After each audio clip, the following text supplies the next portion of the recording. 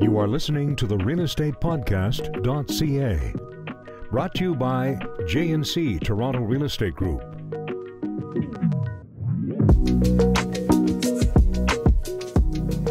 All right, welcome back everybody to the realestatepodcast.ca, your source for all things real estate, or as we like to call it, real estate for the masses. I'm John Paulson. We also have Cheryl Mickelwin and Nicole Norton, the trio who make up the jandc Toronto Real Estate Group.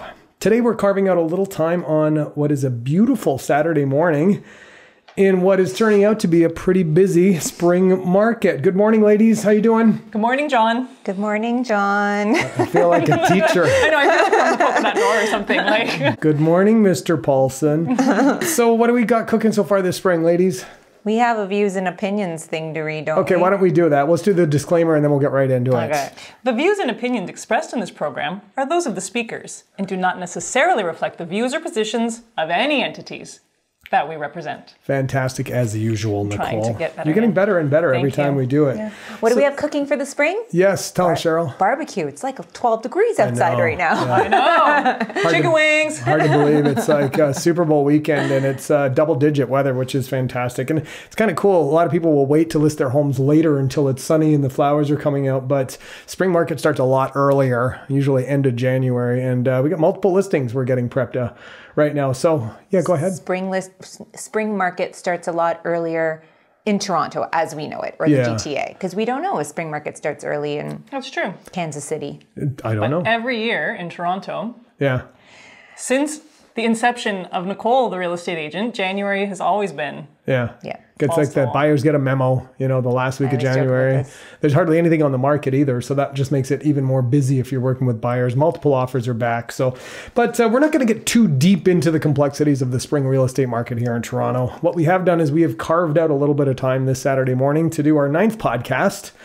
And today we thought we would mix it up a little bit. Today's episode is 5 questions to get to know jandc Toronto Real Estate Group. I feel like this is like a dating thing, like a speed dating. Speed dating, 5 questions. Which way do I need to swipe to not choose you two? Too late. You've already chosen. So today's going to be a little bit real estate, a little personal. And by the end of the podcast, we hope that you'll have gotten to know us just a little bit more in depth. Because we like to get deep sometimes. Actually, we're not all that deep with each other, but we hope it's pretty shallow, our relationship. No, look at the two of us. Are like, oh, well, not when you're around. I guess when you leave is when we sit there and like lament over life. I know. And When have I leave, existential- when I'm out painting and fixing things at a listing, the girls are having deep conversations. It's true. Sometimes John will come home to it and be like, what are you guys? Ooh, Kate, boy, never yeah, mind. obviously. It's just gonna go inside of the washer. So we hope it, doesn't get too weird today. We actually hope it actually does. A little Usually weirdness is good. So. I'm weird. All right. So, Cheryl, we had a little pre-production meeting yesterday, and we were talking about 5 questions that we thought would be good to get to know us, a little bit of real estate. I have here that people already know a little bit about us. So why don't you talk about right here? Right. Well, many of you know, either from this podcast or from knowing us personally or my Instagram, that John and I used to work on cruise ships. Which is super cool. Yeah, it's a conversation piece. That's Right? Is it? Super cool. Is it? And that Nicole used to sell horses. Which is super cool. That is super like cool. standard fun fact, right? Like it's your one that you can whip it out at a party and everyone's like, whoa, so cool. Well, and you're you like, I don't know if you over it know now. it's a random fun fact until you keep getting that reaction. You're like, oh, Yeah. I guess that is a random People fun find fact. that Other Interesting. people repeated about you. They're like, this is Cheryl. She used to work on a cruise ship. You're like, I'm so much more. Yes. There is more depth to us than that. Right? Can I talk about when I first found out that Nicole Yes, sold horses? absolutely. We were both at our desk typing, and she said something about horses. And I was like, onion. Because she's like an onion. I'm like, I keep learning all these layers about you that I would never expect just from knowing Nicole Norton, the real estate agent. Well, let's hope that today, listeners and viewers, you're going to peel back a few onion layers for both Nicole, John, and Cheryl, both or all 3 of us. Both of us. Both of us, yeah. Cheryl and I are one and the person. same. Exactly. We're going to get started and go straight into this with our first question. And How are we going to do this? It's going to be simple. It's going to be the same question. We're going to round table it. Okay. So, but we're going to start Can we comment on other people? Absolutely. There is a conversation. We have 5 questions. I figured it out. If we each answer and give about 3 minutes per answer with some banter, hopefully we'll keep this to under an hour. Are you timing us? Yes, 3-minute buzzer. Honestly, that's be interesting, but not too interesting. So I think this is a good question to get us all started out with. Nicole, what brought you to real estate? So that's a great question. It is a bit vague though too, like what brought me like in my soul to be interested to real estate, or what physically happened in the Can you combine the of two and make it a 3-minute answer? Yeah, we only have time for two. You already used up 30 of your seconds, so you better hurry up. We got time for 2 layers of onion. What brought you to real estate? Well, when my horse business, which is very interesting, died a long, slow death. Horses died? The business died. Okay. I decided I wanted to get into something else. Have we already told these stories on podcasts? I don't think too? so. No, it's We my haven't gone Fun deep. Fact Fridays. Okay, sorry. So I decided, what do I want to do? What do I want to do? I spent 2 years doing weird stuff, managing random companies, blah, blah, blah. And then I decided I really want to help people. So I went back and did pre-med. And I failed. As you do. Actually, I didn't even fail. I did so well. I got 90% on all my like pre-med exams and all my applications. I was so proud of myself. And the entrance exams that year to actually get into med school was 98%. Wow. I was like, I tried so hard and I wasn't even close. So not that. So then I got a job working for an old mentor of mine who had been, who was a realtor. And I was still looking for something I could do to really help people. And started working in tandem with her and her team. And I was like, wow, she helps a lot of people. This may not be med school, but this is a really cool way to help people. Make a difference. I mean, med school would have helped for the psychiatrist part of it.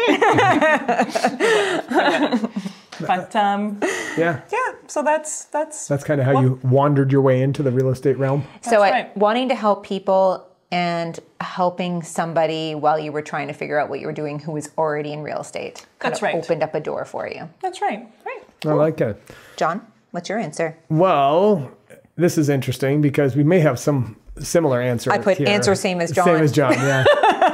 Well, I can tell you, and as you already know, Cheryl and I worked on cruise ships. I did it for years. I was a lifer, started when I was very young, and trying to work. I know, but it was fun. It was fun. I worked 20 hours a week. It was a very, I don't want to say illustrious job, but it was one of the better jobs on the ship. So it was hard for me to launch from that. There was really nowhere to go either. Being an art auctioneer on ships is probably no. You can't like become head of anything really, and there's no retirement package or plan or anything like that. So when I met Cheryl quite a few years ago, I was already in the midst of that career. Cheryl had worked on ships as well, so I convinced her to come with me to work on ships, and then we started to come up with an exit plan. Now, a few of our colleagues that had also sold art on ships had pulled the chute and were able to escape the cruise ship lifestyle, going from art auctioneers, moving back to Canada, and actually all around the world. There's a few in South Africa now that have done this, and got into real estate. And I think that our job selling art on cruise ships, the skills that we had there translate quite nicely into being a realtor.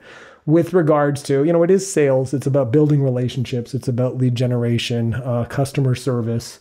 So, Cheryl and I got off. It was a plan, a life by design. We saved up a little. We went straight into real estate for the most part, full time.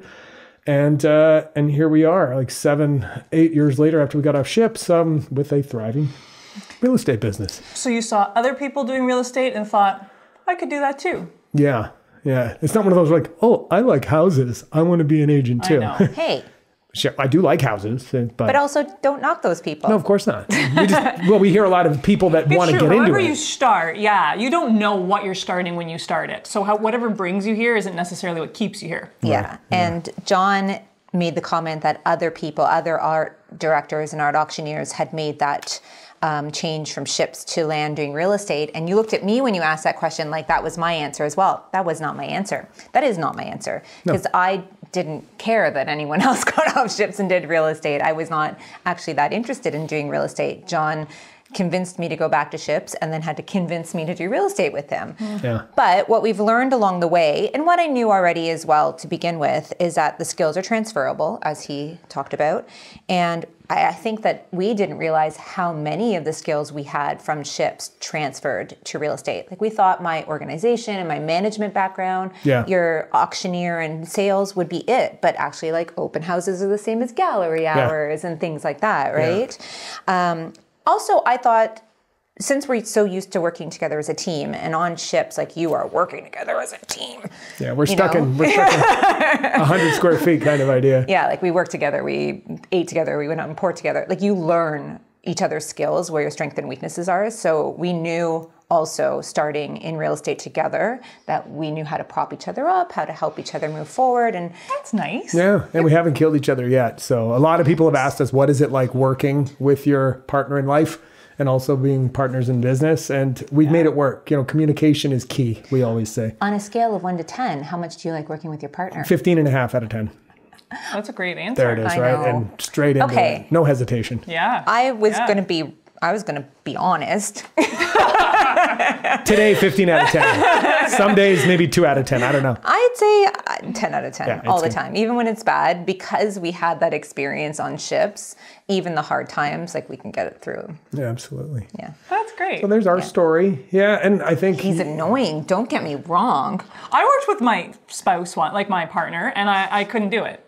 Yeah. I would never do it again just based on that experience. It was really difficult. We hear that all the time. Too. Yeah. I could never work with my partner. I'm like, I can't imagine not working with my partner. It gives us so much to discuss, and when we're not at work, and we are constantly bouncing ideas off of. And what do you always say? That we can experience celebrate the victories and commiserate together. Yeah. So, it's not all wins, but we understand each other, what we're going through in our job. Like someone comes home from work, doesn't say, oh, this happened in the office. This person's like, boring. Yeah, that is an important piece. Yeah. That is an important piece. It's hard to understand how soul-crushing and exhilarating it can be, because there's a lot of highs and a lot of lows. And I think that for realtors out there who have a spouse that does another job that might be more 9 to 5, that can put a strain on the relationship because the hours are all over the place. Agreed. And they may not totally understand what goes into, being an agent and being a psychologist for your clients, and, being crushed and all the stress that can come with more difficult transactions and clients. But it's nice that Cheryl and I can, and Nicole too, because all three of us can. Married? Our other spouse? Yeah. I do. Yeah. We're not, in a non-creepy way? In a non-creepy way. Someone told me the other day, actually, he's like, some people gossip that you guys have like some like creepy like thing. And I was like, really? No one's ever mentioned that to me. It was someone not from our brokerage. It was external to our brokerage, from the other side of town. Was it another realtor? Yes, it was. Oh, wow. Interesting. Will you tell me after the podcast? Yeah, I will. I just don't want to show the person now, but I will tell you. I forgot to tell you that. Yeah. I'm interested to know too. Funny. All right, so that brings us around to. Sorry, do you have something to add, Cheryl? Is our 9 minutes up? Yeah, it's gone. Let's next. Go on. Next. Yeah. So our next question is, what is something that may surprise people to know about you? I'd like you to go first, John, this time. I'm going first. Okay. Yeah, because I want to be surprised. I want to. Is it going to surprise her, or is this something we already know? She already kind of knows, but she may learn a little bit more about that. Okay. So there's an infamous story in rock and roll circles about Van Halen, and it is specifically Van Halen. I looked it up this morning, Cheryl. I feel like I heard it you from may other have. bands. There's a story about a demand in their rider. Now, a rider is requirements for basically everything that the band would want in their dressing room and for their. I want 4 Diet Cokes, exactly. 15 Cokes, only Cokes, not Pepsi. Especially within catering. So, and this demand was that they have 5 pounds of M&Ms. I don't know where the 5 pounds part came in. It's actually a big bowl of M&Ms with no brown ones, no exception. And this is the urban legend or myth. Yeah, this was the urban myth. It's been going around in rock and roll circles. Is it because the brown ones taste different? Brown. No, and there is a reason to this, but I can tell you firsthand that this is 100% true. Because... How do you know? I was going to say... Because I was the one that picked out all of the brown M&Ms. You were on Van Halen? Well, no, I was not in Van. Of course, it would not be a band member that's doing that. It actually had to do with the catering company. So, my summer jobs when I was much younger, and this was through a family friend, actually, my dad's second wife, her kids owned a catering company that catered all the rock shows that came through Toronto at the grandstand at the CNE. And so in 83, 84, and 85, parts of the summer, I was working backstage at rock shows, and as as part of the catering team, I would have to supply all of the snacks and everything like that into the green room and the in their trailer and everything like that. And so sure enough, part of their rider, and I've seen it, said bowl of M&Ms, no brown ones, no exceptions. Now the reason they did this is to make sure that people would actually read the rider in not to be jerky. Not to just go through it. They wanted to make sure that people read each and every line and that nothing would get missed. So I ate a lot of brown M&Ms. I was going to ask what you did with them. Yeah. I did. And, it was a pretty wild experience because I was like, 10, 11, and 12. Yeah. And 10, 11, 12 working backstage at rock shows. Pretty interesting times. Let's put it that way. I believe that someone is going to call some sort of lawyer. Labor laws and stuff. It was the 80s. Exactly. It was the 80s. Anything went. So that might surprise some people to know that I worked backstage at rock shows. How many cavities do you have? Well, I've had my share. Let's put it that way. Do you think it's from the brown M&Ms? That could have been what started it all. Did you eat any non-brown M&Ms? Of course I did. Do they taste different than the red M&Ms? Imagine eating different. Like I have so many brown ones to eat. This is essentially my job. I'll have a green also. Yeah, but just to see if it tastes different. Like, wouldn't a child's mind be like, why they don't like this? So did it taste different? Same? I think it's more of a psychological thing. No one likes the brown ones. I went for the red ones. Red's everyone's favorite. Yeah. I mean, to me, brown is chocolate colored. So it's like a chocolate. Well, there you go. But red is like, maybe it's cherry chocolate. Cherry Coke. Does that sound delicious though? Yeah. Mm-hmm. So that's it. Well, let me ask you then, Cheryl. What is something that may surprise people to know about you? You guys already have heard this answer before. I was excited to learn something new. I wish I could think of something new, but you guys, I'm very vocal about who I am and I'm very reflective. So I'm always being like, I wonder if I think about this. So you guys know everything about me. Not everything, but enough. I would hope I do. Guys, I'm a really big Depeche Mode fan. No way. No idea. I really like concerts. No, something that I don't even think you two knew until I told you is that I'm an introvert. Oh yeah. Yes. I don't think for somebody to meet me, they'd know how much anxiety I get being in front of people, or that I have to plug in to get my energy, because I come off like I'm just as excitable as the two of you. Yeah, I don't want to say fake it till you make it, but she is kind of not faking it. She'll push on through. Yes, that's what it is. It's a challenge and I'm uncomfortable, but I do it anyways because I like the end result of being around people and talking to people. It's scary for me to jump in every time. Every time, which is so crazy to me, even after so many years, that I still feel that way. People think that Cheryl's so outgoing and bubbly and vivacious, and she is. I like vivacious. But she likes to call herself an extroverted introvert. You actually called me that a long time ago, and I was like, yeah, that makes sense. That checks out. Yeah. Whereas we get energy from people, Cheryl's like, I've given my energy to the people. Yes. Now I need to go into... Yeah, she needs to come back and put herself into a hyperbaric chamber and just recharge like Darth Vader. Yeah. I am Darth Vader.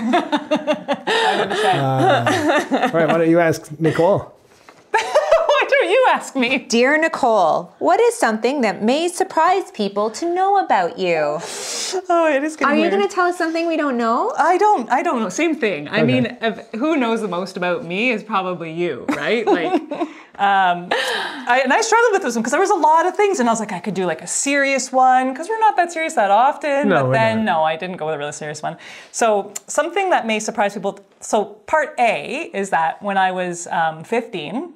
I thought you were going to say 50. 50. I was like, when I was 50, in the I future, had, that's when right, you were I bought 15? a DeLorean. And what I did was, when I was 15, I got a fake ID, which many people do, whatever, right? Sure. It's, people want to... Did you do that? of course. Did I do that? Yeah, okay. Yeah, Of course, we all did. But the reason I got a fake ID was so that I could get a full-time job selling insurance with Scotiabank. And obviously they wouldn't have hired me if they knew I was 15. So You should have went to wherever he went to get his job. Did they not have a social insurance number requirement? It was the 80s. Yeah, it was the 80s. Not the 80s. Yeah, but I don't think they cared. They needed people. And I still went to high school. Like, it's not like I dropped out of school. I went to high school during the day. This is so Nicole. Right? And then at night, from like 3 to 9 every night, and I was so young. I was thinking about this last night as I thought about it. I was so young that I would take the streetcar home. I was still living with my parents, obviously. My mom didn't even think I was old enough to walk from the streetcar stop 4 blocks up in High Park to our house. She would walk to the streetcar stop to walk me home. Okay. In my business attire. Did she know you had Not really. Like she knew I was at work, but she didn't realize I had a full-time job selling insurance for the bank. Here I am, like Cheryl and I, like even Cheryl's fake ID for bars and stuff like that. And yeah, and here's Nicole. I need to sell insurance. But that is so in line with our old lady Nicole. Yeah, it really is. Everyone's like, didn't people notice? I was like, no. Why would they have noticed? Like I sounded like I was wearing glasses and a mustache. That's funny. Yes. Yeah. I didn't know that. No. That was a good story. That's a good one. So Nicole and John both had working too young to be able to do these jobs, right? Did you see the look she gave me when I said that it was the 80s? Yeah, she was like, no. It was not the 80s. It was the 90s. I am not that old, Cheryl. Yes. Cool. So that was a good one. Yeah. That's something that Cheryl and I had no idea about you. Also, like, I mean, part C is my name is Nicole and I'm a recovered workaholic. Like that continued on and on and on. I put workaholic on one of my ansers. Yeah, I'm a recovered workaholic. That's why you're my work wife. Yeah, I went into recovery like work 4 to wife, 5 sister years wife. ago. Getting very interesting. We said it was going to get a little weird, folks, and I just here stepped you on my go. own foot. All right, let's keep it moving along. Okay, all right, sorry. I'm going to ask you this, Cheryl. Sure. What is your favorite neighborhood? Super loaded question. This is a hard. Yeah, it's almost the hardest one. I know. When we did this on Fun Fact Fridays, you two took a second to think and you said a neighborhood. Like you had no problem saying something after you gave it a thought. I changed. I'm hoping that you guys have different neighborhoods. I changed now. too. Okay, cool. Yeah. But I answered, and it's the same this time, that I really struggle with this. And I don't know if you've definitely been in front of me when someone asks me, a client, about a neighborhood. I get so excited. Like, I'm looking at these places in Regent Park. I'm looking at these places in Roncesvalles. I'm looking at these places in Riverside. Like, I get so excited about telling everybody about that one neighborhood they're interested in. I can't believe you started with Regent Park. By the way, Regent Park's probably not her favorite neighborhood. And I did it because it's not my favorite. Yeah. Because I wanted to also just basically, now you got me off topic. I love every central Toronto neighborhood. There's some that I love more than others, but I get super excited about all of them. And I love them all for different reasons. Like, you know, if it's restaurants or walkability or parks, and each one has something a little bit different. I lived in Bloor West Village for a long time, and I love Bloor West Village. I love walking around Trinity Bellwoods in Little Italy. That's sort of like where you always get the most eye candy, the most restaurants. Yeah. We love Queen Street East and Riverside because we know a lot of the owners and the BIA director. Sure. So, I mean, I almost feel like they're all my favorites, and I can just have to rank them to see which one's my least favorite. Regent Park. But you like those buildings in Regent Park, and it's a great little I still like Regent Park, Yeah. but I say to you that I feel like Regent Park is a suburb. It feels like a suburb in the middle of the city. Because it's Circle K and Popeyes, and there's all no these mom and pop. Raba, Le Beau. Yeah. And it's great. The athletic center and all that's great. But is great. for the walkability, you don't get the cool mom and pop restaurants and stuff like that. And that's kind of our yes, vibe. True. It feels like if you like the convenience of all these chains and franchises, it's all there along Dundas Street. So have you recused yourself from that question? Yes. All right, so Cheryl can't answer. That's fair enough. Yeah. And What did you answer last time? Do you remember? I did the same thing. Okay, that's your turn. Okay, what Cheryl is referring to is she did a series for the past few years. It's been a while since she's done it, called Fun Fact Friday. I only did it for a couple of months. It was great though, really Like well 2 years received. ago. Yeah, a couple of years ago. Yeah. Let's see if we can bring that back. But It was a lot of work because I pre-planned all the questions for weeks, and then I'd have to go around and film all you guys with the answers, but I couldn't let you all know what the questions When we have were. an admin, that will be one of their jobs. And then I had to When we had our edit it and admin, put it on our Insta stories, and it was great. I loved it too, but it was just I was busy and it stressed me out. Yeah, and actually, this podcast episode idea I think was born from that, and it was Cheryl that came up with. We wanted to do something a little bit lighter, and so thank you, Cheryl, for that. When I asked our Insta story followers, I said, like, what do you want to see more of? Do you want to see more properties? Do you want to have more educational? And lots of people said all of the above, but so many people mentioned Fun Fact Fridays. Nice. So I think that we all know if you're a forward-facing person at any business, like, people want to get to know you, and they want to know, the person behind the personality. Yeah. Cool. Nicole, favorite neighborhood? I decided I really want to get it down to 2 or 3. I'm gonna go do High Park as one of my top. What's old is new again. I grew up there. Aww, you feeling nostalgic? I I guess, yeah, but everything is there. Like you have the park to walk the dogs, you have Roncesvalles for everything. Like everything you need is there. Ronci is a different neighborhood. But it's adjacent, so you could walk there. So is the easily. junction. Yeah. I remember as a kid living there, the public transportation was a little bit of like not so great. Like especially the closer you get to the lake. Yeah, there was one bus that went up and down Parkside. You'd have to stand there forever or walk in the freezing cold in a wind tunnel. Yeah. I know, it's the same. So public transit, But you have the subway, which is great. And I think all the neighborhoods along the Bloor subway are great because you have real ease of moving around the city. Access, right? I also love the beach. Yes. Okay. Oh, that's what you said last time. Yeah, I really do love it. Similar vibes, east side and west side, I guess, right? Yeah, but there's the beach. Yeah. And, it's cottagey. It's cottagey. It's very hard to commute in and out of for our profession. You know, we drive all over the city and the GTA constantly, and it makes no sense. Feels like a little town within Toronto. It does feel like a little town. It's a bit of a bubble. Yeah. It's great. It's great if you could stay in that town, but if your job requires you to go to the other towns around town... Because Queen Street and Kingston are the only ways in and out. They're both one lane, really. Yeah. And Queen has, actually, does Kingston as well, has a streetcar. Yeah. So. And parking during, non-peak times. So it's it is tough, But the people that are in the beach usually will stay in the beach. Yes. Yeah. They love it. Yes. And people in High Park, a lot of times will stay in the park. All right, as an aside. In High Park. They just live in there. Do you call it the beach or the beaches? I call it the beach. Okay. Like Because for our listeners out there, that's a big bone of contention. It's divided. Which one is it? If you look it up on Google Maps, it says the beaches. Okay. Well, there are it could be both. Yeah. There's been lots of fights back and forth. Anyway. And it's not like old school, new school. There's some old schools that call it either or, and there's some new schools that call it either or. If I were going to a different beach, I would name the beach. If I say the beach, that's what I mean. Where are you going? I'm going to Wasaga Beach. I wouldn't just say like the beach. To me, that's the beach. All the other beaches have a name in front of the word the beach. But the area is more than one, so the beaches. The neighborhood, I should say. Because you're talking about going to the beach. Do you go to the beach when you're at the beach? Yeah, that's why I like the beach. All right, what's your favorite neighborhood? We got sidetracked a little. Sorry about that. 9 minutes. Sorry, we don't care. That's fine. I'll be quick. When we were coming up with, I guess, copy for our website as well, picking our favorite neighborhoods, I'd initially said Trinity Bellwoods and Riverside. Yeah. I'm changing it. Both of them? Yes. To Regent Park? Of course. No, Rexdale. No, just kidding. I know. I actually like the racetrack is there. Right? Yeah, that's right. I grew up in Rexdale. That's something not a lot of people knew about me. That's Cheryl grew up in Rexdale. Exactly. Every single neighborhood in this city has redeeming qualities, and no neighborhood is perfect either. But for me, Little Italy. It is. Cheryl and I have had long, hard thinks about which areas we think we could live in if it wasn't for Leslieville right now. If it wasn't for Leslieville. We all love Leslieville. We all love Leslieville. Absolutely. We all live nearby here in Leslieville. You're in Riverdale. Yeah, you're in Riverdale. We're in Liverdale. Liverdale. They should have called it Liverdale. Yeah, absolutely. So, Little Italy. For a time, lived on Queen Street Queen West. I've never known that about you. I know, because he mentions it every time we I was a Queen West guy.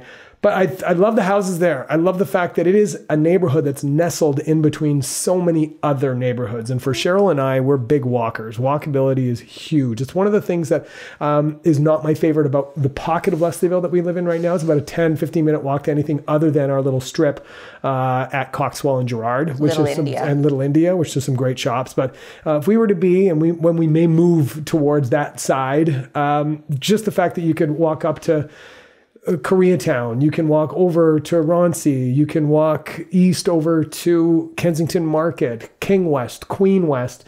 Those are all the neighborhoods that just surround it, let alone Due West as well, let alone Little Italy itself. And there's so many fantastic restaurants, a lot of mom and pop shops.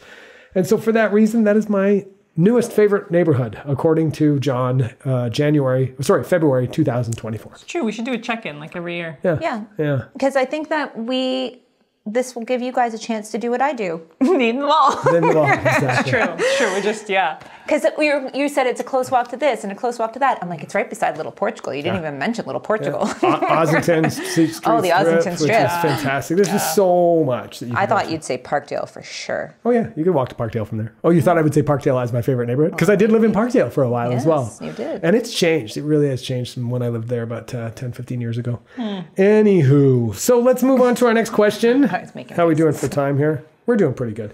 Next question is favorite restaurant. And I'm going to back it over to you, Nicole. What's your favorite restaurant? So I went wide on this. These were all hard questions. They sound generic, but they're not. So I went big. What's my favorite restaurant ever? Oh.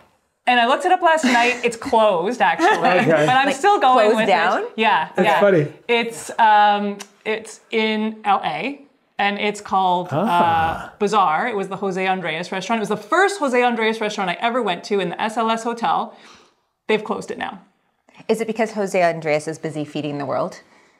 No, I think COVID. I think during COVID they closed because now he's opened 2 new restaurants in LA. But also during COVID he was busy feeding the world. It was the best meal I've ever had in my life. It's the best experience I've ever had in my life eating-wise. And therefore, he is my favorite chef. Since eating at that restaurant, I used to travel around going to all his restaurants. Recently, you were a groupie. I was. Recently in Vegas, I went to that Bazaar Meat with my friend when we went to Vegas, and that was also a really good restaurant. For both meat and non-meat. They have this like crazy tomato carpaccio thing. And I was going to ask if it was because it was the food, was it the experience, was it who you're with? Because I think all of those things can change what you feel about a restaurant. Could even be like one server was great or one server was terrible. It take away from all the other things that you're experiencing, right? But you'd say the overall everything? Overall everything. Cool. Food, experience. And they gave me this olive. It was called a liquid olive, and it was in a spoon, and it just looked like this like flaccid thing. And you ate it, and it was the skin of an olive with all this olive juice in it. And I'll never forget, I ate it, and the person I was with was like, "Oh God, was it disgusting?" And I was like, "It was the best thing I've ever had in my life. Why?" And they were like, "You should see your face right now. It looks like perplexing." Wow. I was like, "It's blowing my mind. It was so good." Can you pick a Toronto restaurant? Yeah, just name just one. for good measure. Yeah. So given that I thought you might ask that, I really had to think, and always changes. Okay. Right now, I'm going to say my favorite Toronto restaurant is a restaurant called Le Swan. It's a French restaurant. Oh yeah, you like French as well. I do like French, but they have like the best steak tartare. I went there once after a different dinner because the first dinner wasn't big enough. With Tula that time, we were walking. She's like, "Do you want to go for a second dinner?" We just popped into this place. Right. It's like a diner. Where is it? On Queen West. Queen West, okay. Yeah. That's one. Yeah. We learned something new about Nicole. She eats second dinners. Honestly, it's so fun. Like now we're getting too old to like let's eat and go to the club. Let's eat a dinner and then walk and eat a second dinner. Do you have amazing. Is it 2 small dinners, 2 full dinners? You can only do it if first dinner is small. Okay. Okay. So like first dinner is appetizers, really? Kind of was. Are you here for dinner? Nope, just appetizers. Have second dinner over there. Delicious. John, what is your favorite restaurant? Okay, this is, I thought you'd both choose kind of fancy ones. And I didn't know that there was going to be like my favorite restaurant in the world. So now you got me thinking. Right? I know. So I'm going to start with, it's funny. My favorite thing to eat is tacos. Absolutely. So I was not going to say my favorite restaurant full experience. Cheryl and I were really fortunate. Somebody could not make their reservations at Aloe, and Cheryl and I went there, and that was a phenomenal experience. And there's another restaurant that I really wanted to try. I'm not going to name it, but we went recently. I wanted to love it so much, and I didn't necessarily because the service wasn't as great as I wanted it to be. Still, it wasn't as great as you were expecting. But I'm gonna choose something cheap and cheerful, and it's actually a restaurant that is closed as well. They've moved actually. Okay. And that is Tacos 101. Tacos 101. And it's their original location, which was 101 Dundas Street East. Which is now a condo. It's now a condo, yeah. So that's at the corner of Church and Dundas. And I've always loved street tacos. Done a lot of traveling on cruise ships, especially over in Mexico. I could eat street tacos until they go out of style. And they were affordable there. Yeah. They were delicious. Corn tortillas, just amazing. Yeah, and we have since been to their new location, which is in Kensington on Baldwin. And it's still great, but it's just not quite as good. So Tacos Chorizo 101. Tacos were they're so good. So favorite restaurant, there you go. I was going to say you can never go wrong with, say, Teroni's, which is something that we keep going to. It's just Teroni. I know Tironi. Well, there's multiple of them. There's right? you can never go wrong with Tironi. With a You're Tironis, right. yeah. I also But love that. and people, I thought it was like Tacos 101. It's like, oh, you learn tacos 101, but it was actually because that was the address, 101. Did you really think that? I did. Stupid me. I thought the same thing. We were just talking like Tacos 101. Like this is where you start in your taco experience of life. Yeah. It was a very small place that didn't really fit people either. Like everyone was sort of coming out the door to order. It was really tiny, so it was felt like Mexican street meat. And because you got me thinking about restaurants anywhere in the world, we just got back recently from a trip for my 50th birthday, and we went to a place in Barcelona called... You're 50? I know, I'm old. We went to a place in Barcelona called El Nacional, and it was phenomenal. We didn't have like a full meal experience, but we did go up to the oyster bar, and they have like 5 different sections, 5 different little mini restaurants in this beautifully designed old pavilion-like building. It was like a market. It was, but not like La Boqueria. It's a much totally different experience. And we got there right when it opened, and there was already people lined up. So if you ever get the chance to go check out El Nacional, the experience is just absolutely phenomenal. And I'd have to probably name that as my favorite restaurant right now in the world. I would say that I've never had oysters that delicious in my life, and like no toppings. You know, like here you have to have like the horseradish or something like that. Like I've thought about it so many times since. Same. I wish we'd had a discussion that we were naming outside of Toronto restaurants. I could have been here all day. I could have done a podcast on restaurants. Is that But it what then? did you choose? Yeah. Cheryl, what is your favorite restaurant? Well, I assumed, Nicole, that was a Toronto question, and I put impossible. I know, we've actually been having the notes, best of Toronto. Anyway, sorry, I didn't have these. Yeah, because, I'm going to shout out an that. amazing account on Instagram. Yeah. So we know that you're a foodie. Yeah. And we know that you just eat all the food. I'd say I'm somewhere in between. I love to try every restaurant. And this started when I was in university, and I would get an hour iWeekly, and I would circle all of the restaurants that I want to try. So I started this long list of places to go before I die. Before a bucket list was like an actual nameless thing. Yeah. Sure. And I still have this list, and there's still places on it that we're trying to check off, and there's so many places that have closed down that I didn't get a chance to go to. Bistro 990. So I'm constantly like, ooh, I want to try that. Ooh, I want to try that.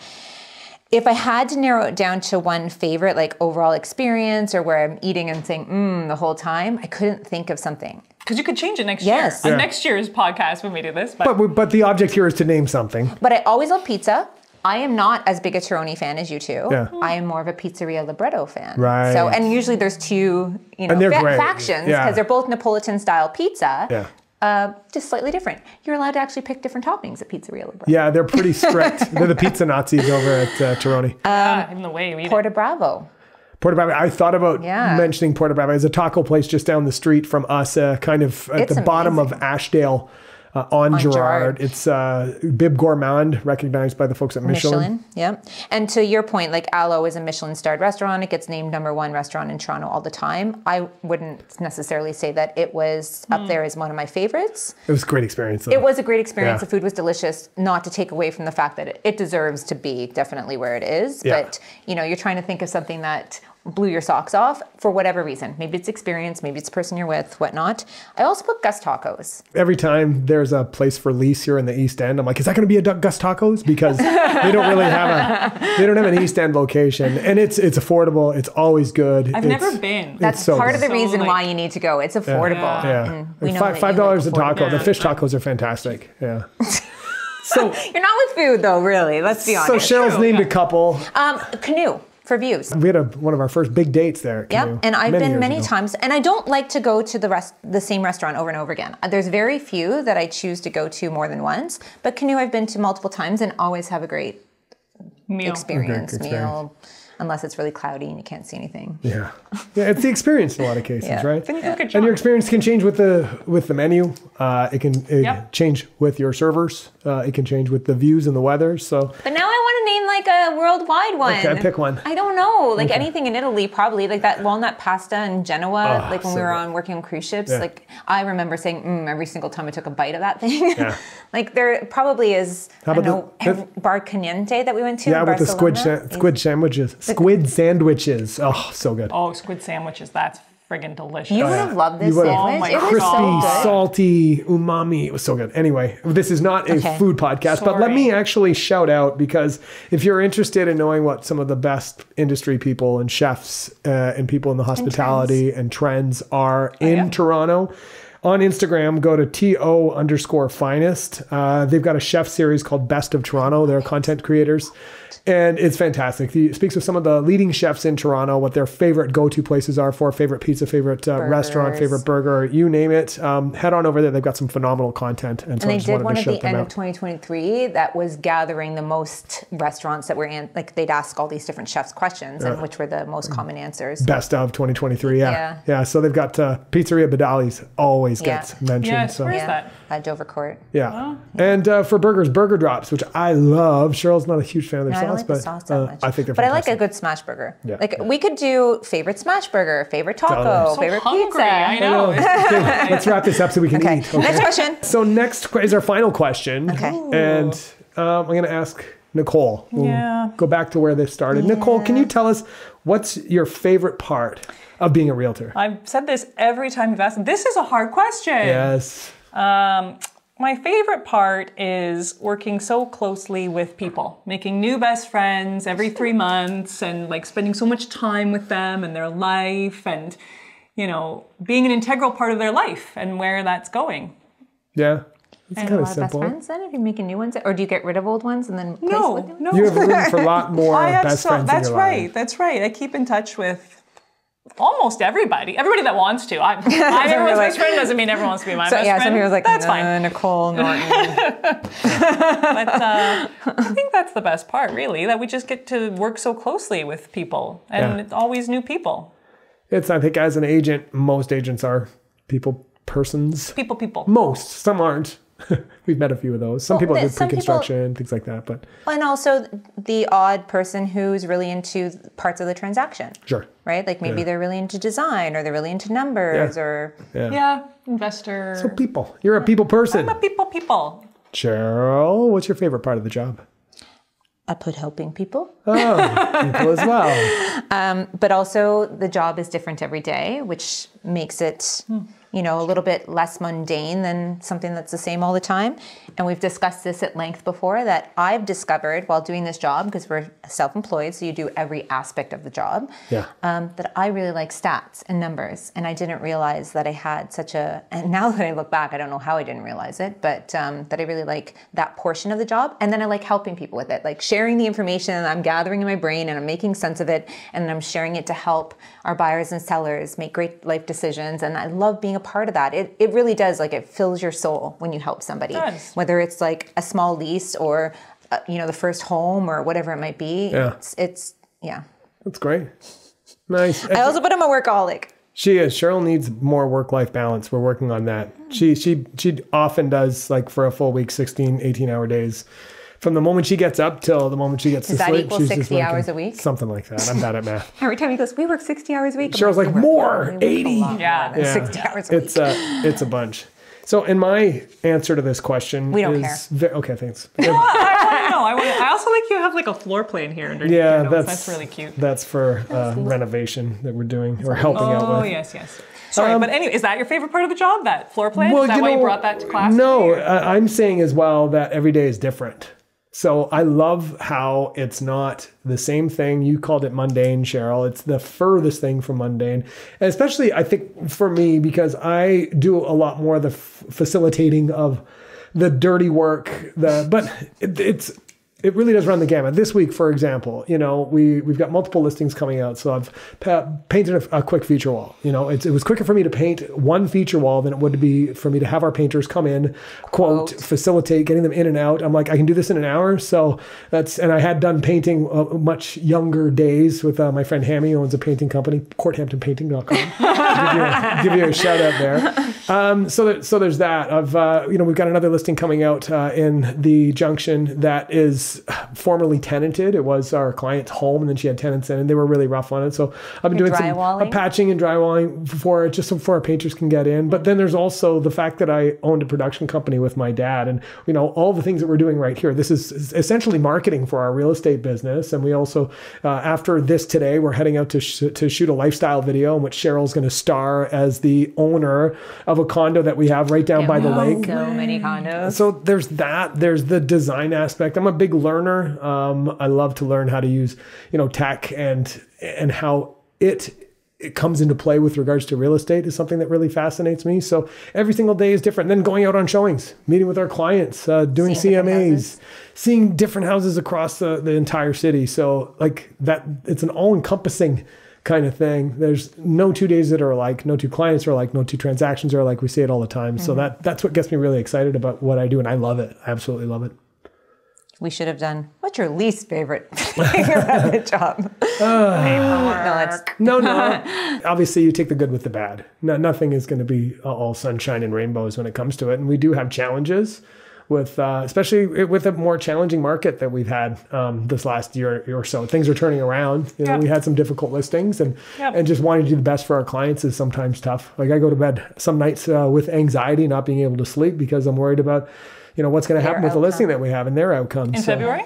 No, it was in the summer actually. Yeah, usually it's like by the end of the spring market. But even February, like you worry because you see that the anxiety your clients are carrying, and you want to take that for them. So you go to bed with it. Yeah. I'd say that this is the worst part about, and maybe this is any self-employed. I've become cynical about some people because you see not just what happens to us, but you see it happening to other people, or how people treat each other, and how little respect, courtesy that. And it could be realtor to realtor, it could be realtor to client, it could be client to client, client to lawyer, like whatever it might be. And sometimes it just makes my heart go, Yeah. And I know that I am more cynical as a 49-and-a-half-year-old than I was as a 42-year-old, you know? So well, you try not to let it get you down. But I know I have a positive outlook on life. I think we all do. We're all quite positive. If I had to say, like, one of the hardest things is when those things happen, because those are the things that get me down. Yeah. That humans aren't nice to each other. Yeah. And that I think could happen with almost any job. But we do see it a lot here. I don't think it's specific to real estate. I think it's just because we deal so much with different people. And because it is different every day, and it's a different person today and tomorrow. And, I won't get into it. Anyways. Okay. Yes. Let's wrap it up. And I'm going to throw something weird here. Did you want to answer something negative? Yeah. No more negativity. FinTrack. Okay, she said paperwork. She hates the paperwork. Okay, I can say the same. Yes. Yeah, Who does the paperwork Cheryl in this family? Well, I was there are a couple other questions because I did have a big long list. I went to a website. It's like 60 questions to get to know people. I saw you looking at that list. It was so cute. It's like, if there's one food you could eat for the rest of your life, what would it be? What are your pet peeves? How about your favorite TV show? Do you listen to any podcasts? So we could, do a round robin, a rapid fire, one more question each. Do you want to try that? Yeah. Okay. Do you know questions? No, like to pull it out of your head. Oh, I have to do it. Just for one of us. What do you have? What's your favorite color?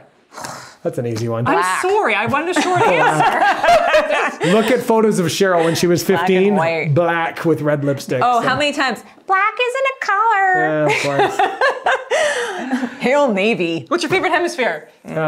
Northern? In July? Yeah. Your favorite writing utensil? I thought we were going to do one. Pencil! I'm sorry, I'm on a roll. You are on a roll. It's just Nicole and I. Back away.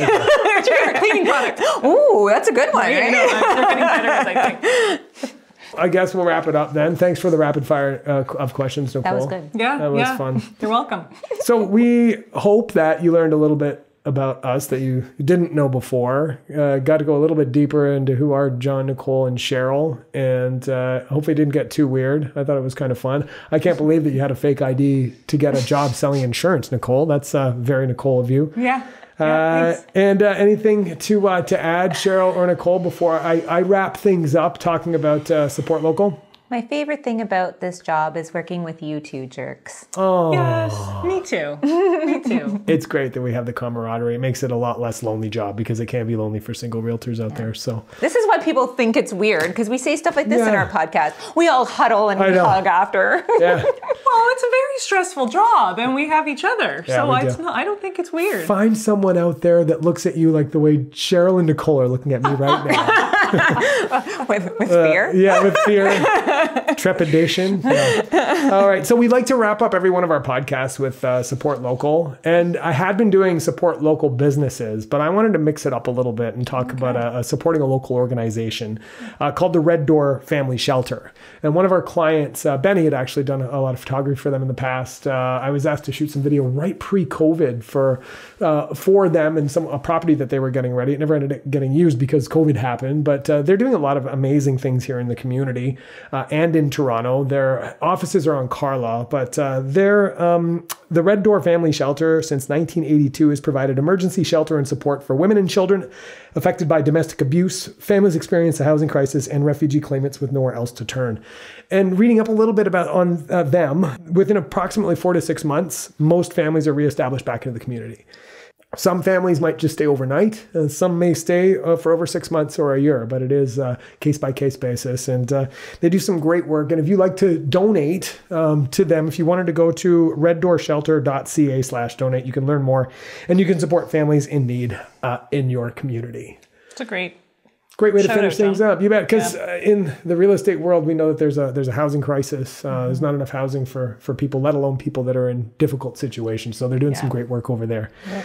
All right, so that's it for this episode. Thank you so much for joining us. As always, you can find out more about us by following us on our socials at JNC Toronto Group. You can also go to therealestatepodcast.ca for links to socials. You can access us on all podcast streaming platforms. And for the best possible experience, you can head over to our YouTube page, which is linked from that website, so you can see us in action recording in our office here in Leslieville, Toronto, Canada. Thank you so much for watching and listening, folks, and we will see you again soon. Bye. Bye-bye. You have been listening to therealestatepodcast.ca. Visit our website for more episodes and follow us on Instagram, Facebook, and YouTube at JNC Toronto Group.